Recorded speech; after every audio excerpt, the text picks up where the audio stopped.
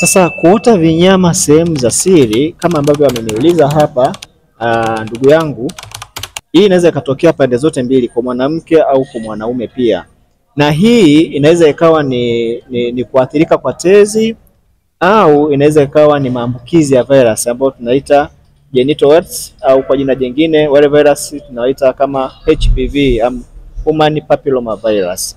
Sasa virus hawa wanaenezwa asilimia kubwa kwa njia ya kufanya mapenzi.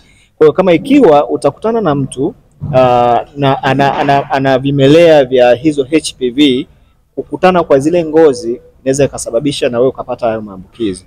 Kwa hiyo ni vema kama unatamani usiweze kupata changamoto kama hizi za maambukizi ya virus kama haya, basi kutumia za kinga au kuwa na uhakika na mtu ambaye unaenda kukutana naye.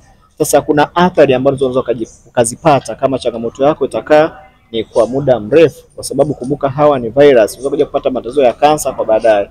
Na nimekuwa nikiwashauri watu wengi. Kwa hiyo unaweza ukaamua kushauriana na mtaalamu wako, au pia ukanitafuta tukawasiliana nikakushauri nini cha kufanya au kukusaidia pia, kwa sababu hizi human papilloma virus au genital warts au athari ambazo zinatokea kwenye tezi inaweza zikawa ni zile ambazo zinawasha na kutoa maumivu, au zikawa haziwashi wala hazitoi maumivu, lakini vikawa ni vipele ambavyo vimetokea na ndani yake ukiangalia vinaonekana kama vina usaha, au ni vile ambavyo vinakuwa vinaongezeka vinakuwa ni vikubwa. Kwa hiyo vinategemeana na mazingira.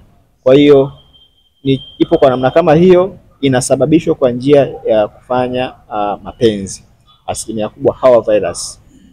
Asante.